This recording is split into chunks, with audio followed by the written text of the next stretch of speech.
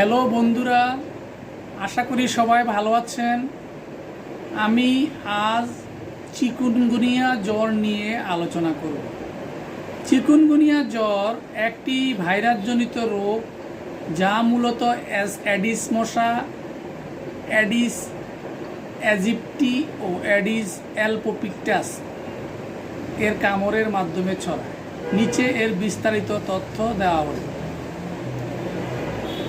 Chikungunya জ্বর একটি ভাইরাসজনিত সংক্রমণ যার প্রধান বৈশিষ্ট্য হল হঠাৎ উচ্চ জ্বর এবং অস্থিসন্ধি জয়েন্টে তীব্র ব্যথা। এই রোগে সাধারণত প্রাণঘাতী নয়, তবে দীর্ঘস্থায়ী জয়েন্টে ব্যথার কারণে রোগীকে অনেক ভোগান্তিতে ফেলতে পারে। কারণ চিকুনগুনিয়া ভাইরাস দ্বারা সংক্রমণ হয়। ভাইরাসটি ছড়ায় এডিস মশার কামড়ের মাধ্যমে। সাধারণত ভোরবেলা ও সন্ধ্যা এই মশা কামড়ায়। আশেপাশে জমে থাকা পানিতে এই মশা জন্ম নেয়, যেমন ড্রাম, টব, টায়ার, ফুলের টব ইত্যাদি। লক্ষণ: চিকুনগুনিয়ার উপসর্গ সাধারণত 3 থেকে 7 দিনের মধ্যে প্রকাশ পায়। হঠাৎ উচ্চ জ্বর 102 থেকে 104 ডিগ্রি ফারেনহাইট পর্যন্ত হতে পারে। হাত, পা, হাঁটু, কবজি বা আঙ্গুলের জয়েন্টে তীব্র ব্যথা, মাথা ব্যথা, শরীরে লালচে ফুসকুড়ি বা র্যাশ, পেশি ব্যথা, বমি বমি ভাব বা হালকা বমি, চোখে ব্যথা বা লাল হয়ে যাওয়া।